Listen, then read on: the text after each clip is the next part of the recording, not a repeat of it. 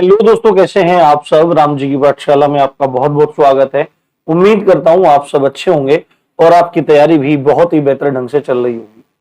हम लोग जीएस की एक बहुत बढ़िया सीरीज चलाए हुए हैं आपके लिए, जिस सीरीज में हर सब्जेक्ट को पकड़ के और उसके सब टॉपिक्स को पकड़ पकड़ के जितने भी इंपॉर्टेंट क्वेश्चन है वो सब आप तक मैं पहुंचा रहा हूं। थोड़ी नियमितता की कमी है, थोड़ा कंटिन्यूटी ठीक से नहीं बन पा रही है। उसके सारे के सारे कारण टेक्निकल ही हैं।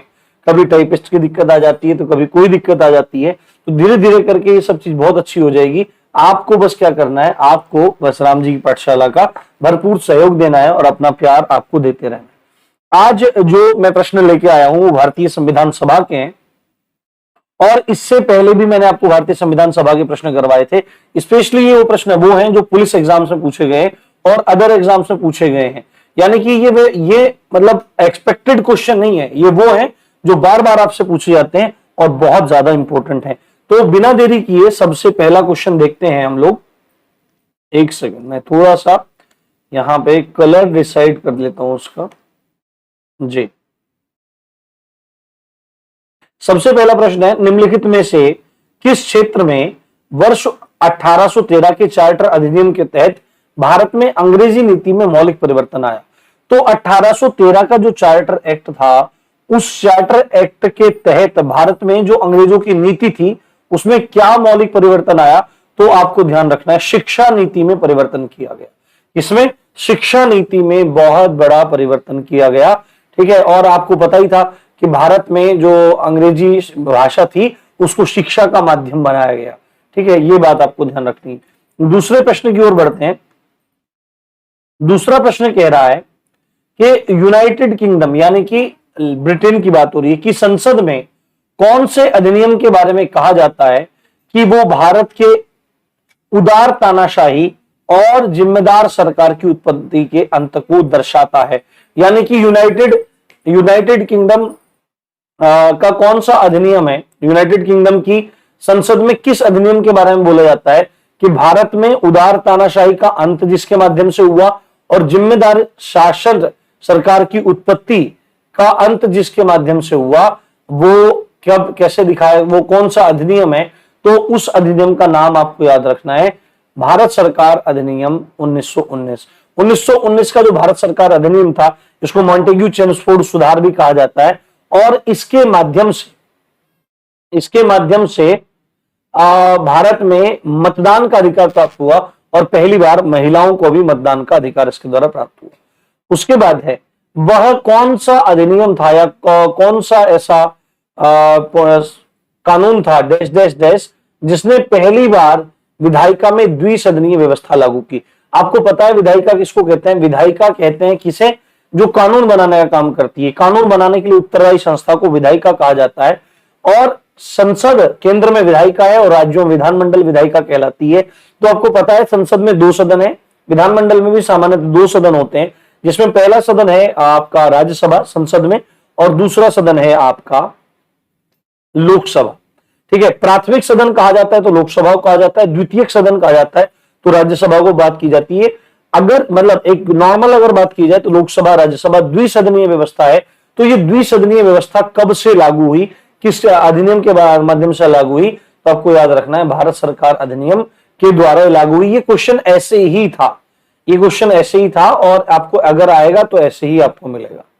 ठीक है, अगला प्रश्न देखो, ये वाला प्रश्न आ गया। डैश डैश डैश ने पहली बार भारत देश में प्रत्यक्ष चुनाव की शुरुआत की। तो प्रत्यक्ष चुनाव शुरुआत करने वाला यदि पहला कोई अधिनियम है तो उसके बारे में बात करेंगे। शुरुआत की, इसके द्वारा कुछ सीमित लोगों को उनकी संपत्ति, कर अथवा शिक्षा के आधार पर मताधिकार दिया गया। तो भारत में जो मतदान को शुरू करने वाला, मताधिकार देने वाला जो हमारा अधिनियम हुआ, वो अधिनियम हुआ हमारा भारत सरकार अधिनियम 1919। मॉन्टेग्यू चेम्सफोर्ड सुधार के द्वारा भारत में मताधिकार को दिया गया और महिलाओं को भी इसी के द्वारा मताधिकार प्राप्त हुआ था। ये बात आपको यहां पर ध्यान रखनी है। ठीक है, चलिए अगले प्रश्न की ओर बढ़ते हैं। अगला प्रश्न कहता है कि भारतीय संविधान लागू होने से पहले भारत का प्रशासन मूल रूप से किस दस्तावेज के अनुसार चलता था? देखो, भारतीय जो संविधान लागू हुआ वो 24 उसमें लागू हुआ हमारा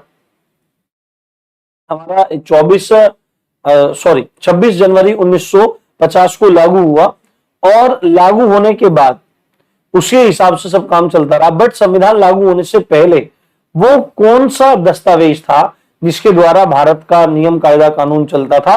तो आपको याद रखना है 1935 का भारत सरकार अधिनियम। आपसे अगर पूछा जाएगा कि भारतीय संविधान पर सबसे अधिक प्रभाव किसका है, तो आपको याद रखना होगा भारत सरकार अधिनियम का सर्वाधिक प्रभाव है। क्या? सर्वाधिक प्रभाव है।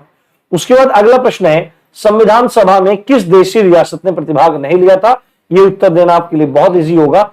हैदराबाद जो रियासत थी, इसके प्रतिनिधियों ने कभी भी भारतीय संविधान की किसी भी संविधान सभा की किसी भी बैठक में हिस्सा नहीं लिया। ये आपको ध्यान रखना। अगला प्रश्न है, अब देखो इसमें प्रश्न ऊपर थोड़ा नीचे जा रहे हैं, तो आपके लिए मैं पीपीटी का इंतजाम करूंगा, ठीक है? तो उसके एक स्लाइड पे एक ही क्वेश्चन रखेंगे, तो आपके लिए सब चीजें इजी हो जाएंगी। अगला प्रश्न है, भारतीय संविधान का निर्माण किस सभा द्वारा किया गया था? तो सिंपल है, आप आराम से बता सकते हैं। भारतीय संविधान का निर्माण करने वाली जो सभा थी, उस सभा का नाम था संविधान सभा। और संविधान सभा किसके आधार पर गठित हुई थी?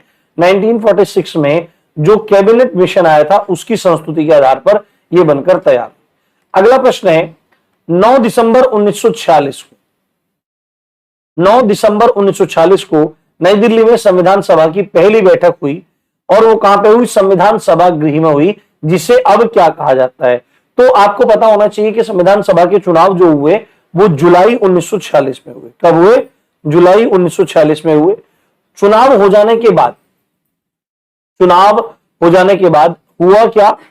आपकी पहली बैठक हुई 9 दिसंबर को, और 9 दिसंबर की उस बैठक में अस्थायी अध्यक्ष चुने गए डॉक्टर सच्चिदानंद सिन्हा। 2 दिन बाद फिर हुई 11 दिसंबर को, और उसमें स्थायी अध्यक्ष डॉक्टर राजेंद्र प्रसाद को चुन लिया गया। तो वो स्थान कौन सा था? संविधान सभा गृह कहा गया था वो, परंतु अब वर्तमान में उस स्थान का नाम क्या है? संसद भवन का केंद्रीय कक्ष उसको कहा जाता है। क्या कहा जाता है? संसद भवन का केंद्रीय कक्ष उसको कहा जाता है। अब देखो, मैं आपको एक नमूना दिखाता हूं पेपर में, एग्जामिनर का आपके ऊपर हावी होने का। ये प्रश्न आप पढ़ना। भारत का संविधान संविधान सभा द्वारा प्रारूपित किया गया था, और 16 मई 1946 को कैबिनेट मिशन प्लान के अंतर्गत इसे कार्यान्वित किया गया। ठीक है, अब देखो, मतलब घुमा फिरा कहां ले जा रहा है। संविधान सभा के सदस्यों का चयन प्रादेशिक असेंबलियों द्वारा आनुपातिक प्रतिनिधित्व प्रणाली के एकल हस्तांतरणीय मत द्वारा किया गया। उस समय संविधान सभा के सदस्यों की कुल संख्या कितनी थी? कुल मिला के क्वेश्चन आपका इतना है, यहां से बस ये आपका क्वेश्चन है यहाँ पे, और लंबा चौड़ा इतना पूछ लिया गया है जिससे आपको एकदम डर हो जाए कि भाई पता नहीं क्वेश्चन क्या है, और पूछा सीधे क्या है, पूछे संख्या पूछिए। तो संविधान सभा में जो कुल सदस्यों की संख्या थी वो 389 थी। ऑप्शन बी आपका यहां पर सही हो जाएगा। समझ में आई बात? अगला प्रश्न है, संविधान सभा का अंतिम सत्र कब आयोजित हुआ था? तो आप में से ज्यादातर लोग लगा देंगे 26 नवंबर 1949, जो बिल्कुल गलत है। 26 नवंबर 1949 को संविधान को अंगीकृत किया गया था।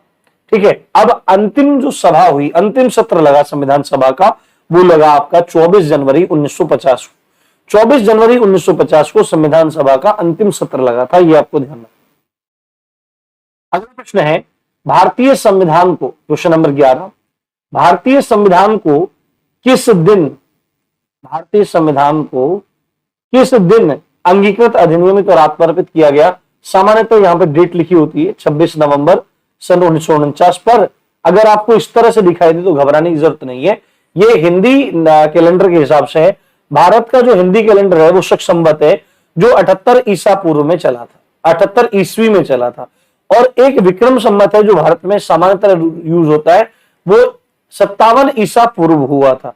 यानी कि यदि आपको पता लगाना है कि कौन सा, आप किसी भी सन में आपको पता लगाना है कि कौन सा आपका विक्रम संवत चल रहा है। विक्रम संवत को चलाने वाले कौन थे? जो गुप्त शासक चंद्रगुप्त द्वितीय थे, जिनको उपाधि मिली थी विक्रमादित्य की, उन्होंने इसको चलाया था। ठीक है, तो आपको अगर पता करना है तो जो भी ईयर चल रहा है, जो भी सन चल रहा है, उसमें 57 साल आप जोड़ दीजिए, क्योंकि 57 ईसा पूर्व है, यानी कि 57 साल जुड़ेंगे। ठीक है, तो आपकी तिथि हो जाएगी कौन सी? मिति मार्गशीर्ष शुक्ल सप्तमी संवत 2006। हमारे पास डेट क्या है, 1949 है, और 57 साल ज्यादा होता है, जोड़ के देख लो। ये हुआ देखो 9 और 7 16, ये इधर 0, 9 और 1 10, 2006 आ गया आपका। तो 2006 विक्रमी, ये आपको ध्यान रखना है। मिति मार्गशीर्ष, मार्गशीर्ष महीना होता है, माघ का महीना होता है, ये आपको पता होगा। शुक्ल पक्ष और कृष्ण पक्ष होता है। शुक्ल पक्ष किसको कहते हैं, जब चंद्रमा अमावस्या से पूर्णिमा की तरफ बढ़ते हैं, कला बढ़ती है, बढ़ता जाता है, चांद शुक्ल पक्ष होता है। और जब पूर्णिमा से अमावस्या की तरफ जाता है, यानी चंद्रमा घटते हैं, तब कृष्ण पक्ष होता है। और सप्तमी ये तिथि है यहाँ पे। तो मार्गशीर्ष शुक्ल सप्तमी संवत 2006 एक इंपॉर्टेंट क्वेश्चन है, ये आपको ध्यान रखना। अगला प्रश्न है 24 जनवरी 1950 को, ये थोड़ा सा इसको ध्यान रखना। 26 नवंबर सन 1949 को जब संविधान पर हस्ताक्षर किए गए, जब संविधान पर हस्ताक्षर किए गए, उसको अपनाया गया, तब कितने सदस्य वहां पर थे? तब कितने सदस्य थे जिन्होंने साइन किया? 284 सदस्य थे। और इन 284 सदस्यों में महिलाओं की संख्या कितनी थी? तो आपको याद रखना है, संविधान सभा में महिलाएं भी कितनी थी? 15 थी। और साइन करने वाली महिला भी कितनी थी? 15 ही थी। ऑप्शन सी सही हो जाएगा। अगला प्रश्न है, भारत का गणतंत्र के रूप में जन्म कब हुआ? गणतंत्र क्या होता है? गणतंत्र का सीधे सीधे मतलब होता है, जो शासक होता है वो वंशानुगत नहीं होगा, चुन के आएगा। क्या होगा? चुन के आएगा। ये मतलब गणतंत्र का होता है। और राजतंत्र का मतलब क्या होता है कि राजा का बेटा राजा, उसका बेटा राजा, उसका बेटा राजा। तो भारत का गणतंत्र के रूप में कब जन्म हुआ? तो 26 जनवरी 1949 को जब भारतीय संविधान लागू हुआ, तो भारत गणतंत्र के रूप में विकसित हुआ। अब देखो, एक क्वेश्चन इसी का अपोजिट है। देश को भारत राजतंत्र को समाप्त करने वाला प्रथम राष्ट्रमंडल देश बन गया। अब पहले बाद में बात करेंगे राष्ट्रमंडल की। जब राजतंत्र को समाप्त किया, यानी कि गणतंत्र को लागू किया, तो जिस दिन गणतंत्र को लागू किया उसी दिन राजतंत्र खत्म हो गया। तो गणतंत्र को लागू किस दिन किया? 26 जनवरी 1950 को। और ये राजतंत्र को समाप्त करने वाला पहला राष्ट्रमंडल देश बन गया। तो राष्ट्रमंडल देश क्या होता है? जो देश, जिन देशों पर कभी ना कभी ब्रिटेन की हुकूमत रही है, ब्रिटेन के गुलाम रहे, ब्रिटेन के उपनिवेश रहे, उन देशों को राष्ट्रमंडल देशों में शामिल किया जाता है। कॉमनवेल्थ होता है। और ये देखो, राजतंत्र को समाप्त कर दिया, उसके बाद भी कॉमनवेल्थ की सदस्यता को जारी रखा गया, ऐसा एकमात्र देश भारत है। अगला प्रश्न है 15वां। भारत के संविधान के लागू होने के समय इसमें कितने अनुच्छेद और कितनी अनुसूचियां थी? आपको पता है, जब संविधान लागू हुआ उस समय 22 भाग थे, 395 अनुच्छेद थे और 8 अनुसूची थी। तो आपका ऑप्शन डी सही हो जाएगा। 95 अनुच्छेद व 8 अनुसूचियां, इसमें कोई भी गलती नहीं होनी चाहिए। वर्तमान में क्या है? वर्तमान में क्या है? ये भाग बढ़कर 25 हो गए। अनुच्छेद 468 के आसपास लगभग हैं और अनुसूची आपकी 12 हो गई है। ये आपको ध्यान रखना। अगला प्रश्न है आपका, जो भारत के संविधान की मूल हस्तलिखित कॉपी है वो कहां पे रखी हुई है? मूर्ति भवन दिल्ली, राष्ट्रीय म्यूजियम दिल्ली, और आपका संसद की लाइब्रेरी और राष्ट्रपति भवन। तो संसद की लाइब्रेरी में मूल प्रति रखी हुई है, जो हाथ से लिखी गई है। ठीक है, अब हाथ से लिखी गई है तो लिखा किसने? भारत का मूल रूप संविधान देश देश देश द्वारा हाथ से लिखा गया। किसने लिखा हाथ से? तो आपको नाम याद रखना है, प्रेम बिहारी नारायण रायजादा। प्रेम बिहारी नारायण रायजादा ने अपने हाथ से सुंदर लिखावट से उसको लिख के तैयार किया, प्रेम बिहारी नारायण रायजादा। अब एक बात है, जो संविधान के पृष्ठ हैं, जो भारतीय संविधान के पृष्ठ हैं, अगर इसमें लिखने का स्पेस है तो लिखने में किसने लिखा? प्रेम बिहारी नारायण रायजादा ने। पर इस पे सुंदर सुंदर कलाकृतियां इन पेजों पे किसने की हैं? हाथ से किसने की हैं? तो प्रश्न है, मूल हस्तलिखित भारतीय संविधान के प्रत्येक पृष्ठ को देश देश देश के कलाकारों द्वारा निखारा गया। पूरे भारत के कलाकारों? नहीं।